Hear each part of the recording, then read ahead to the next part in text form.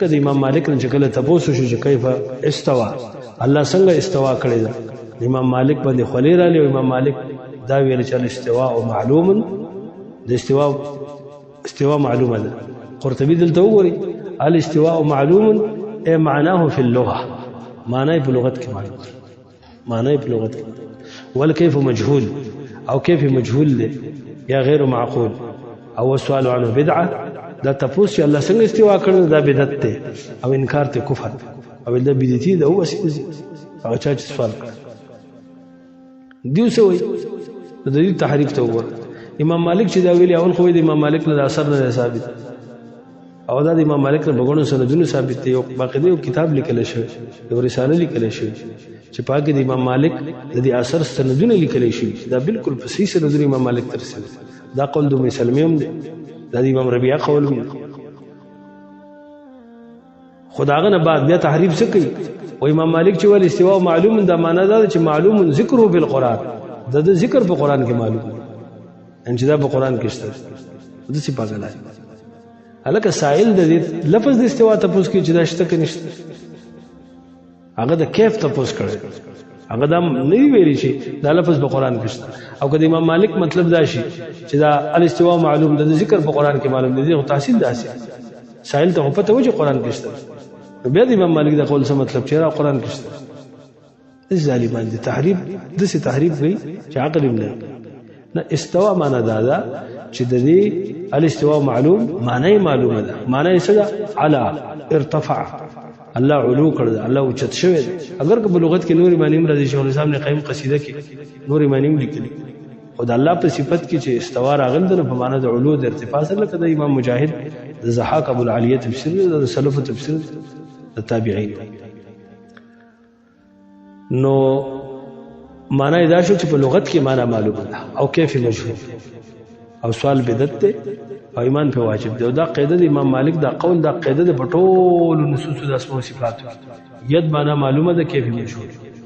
ایمان په واجب انکار ته کفر دغه رنگ ساق قدم رجل غضب رضا اراده مشیت کلام حیات قدرت سمع بصر دا ټول د الله صفات دي کما یلیق بشانه څنګه چې د الله د شان سره لایق دي معنی معلوم دي مونږ ته ځکه د لغت عربی او د کلام عربی اجزا دي او عربي کلام دی خودم رده چې کیفیت مجهول دی نو معلوم المعانی او مجهول الکیفیت دا د کیفیت په اعتبار سره مجهول او په اعتبار د معنی سره سدي معلوم دي پوه شو زما په خبره بیا دلته ابن کثیر لیکلی چې الله استوا په عرش کړ دا مذهب د ټولو سلف دی ټول سلف اوزاعی او ثوری او امام شافعی او امام لیث امام مالک امام احمد امام ابو حنیفه پور ابو حنیفه نو ابن کثیر نه لیکل او امام ابو حنیفه مسلک هم دا چې الله په عرش استوا کړ الله په عرش لپاس او دا دلیل دی د الله د علو د الله د علو ډیر دلایل دي شیخ الاسلام نے قیم لیکلی شل انواع دي شل انواع چې د الله په علو دلالت کوي او ټول ادله چې ټول جزئیات راجمه کوي نو شیخ الاسلام چې د 2000 نه وړي اوټه مسله په اسلام کې هغه دا چې الله سبحانه وتعالى په کائنات له پاسه د دې چې څومره ادله دي کړي دا د بلی مسلې نشته 2000 الوسی صاحب روح المانی کې لیکل دي د زرو نه زیات دلایل الوسی صاحب دا خو حنفی المذهب دی او د په باب د توحید کې خسړه او د خاندان چې د کورنۍ ډیره خ کورنۍ نعمان الوسی زوی محاکمه الاحمدین چې لیکل دارنګ دا نور بچی درست نوسی خاندان د توحید او بالکل داس سلفیان دی پاکی دي پاسمو صفات د دې وجنه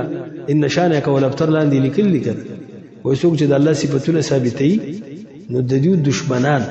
الته سلفی ته لیکل دي د دې سلفیانو دشمنان بل الله به خیر کړه بل الله تبارک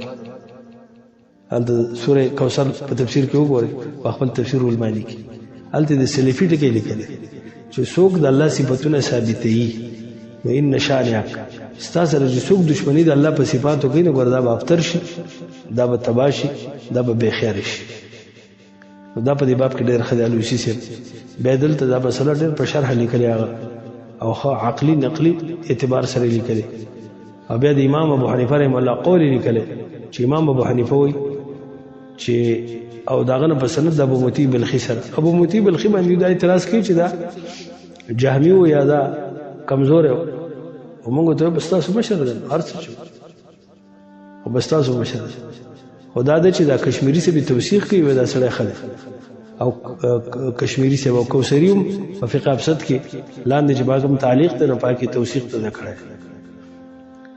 نو دا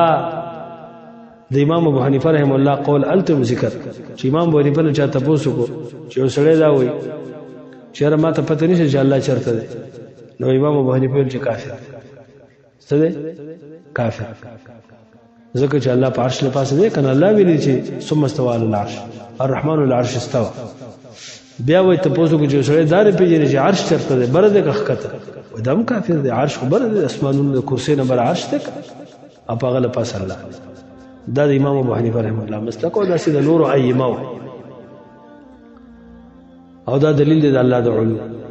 د الله سبحانه وتعالى په دی علو کې د الله په باره کې څو مذهب دي ګوره دا د الله په باره کې خلک وایي موږ ته اتفاقی مسلې کوو نو کومه اتفاقی ده ټول مسلې اختلافي موږ د اتفاقی هم نه ښکاري توحید کې اختلاف دی په سنتو کې د الله سبحانه وتعالى په باره کې سورہ یو رایا دا د اهل سنت والجماعت د چا دا د اهل سنت والجماعت ازیدا تاسو لږ مختصر ویم تاسو دا واوري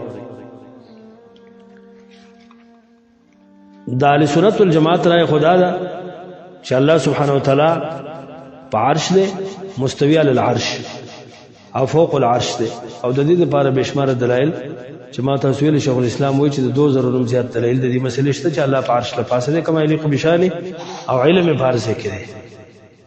یو دا مسله دا خدا اهل سنت مسلک شه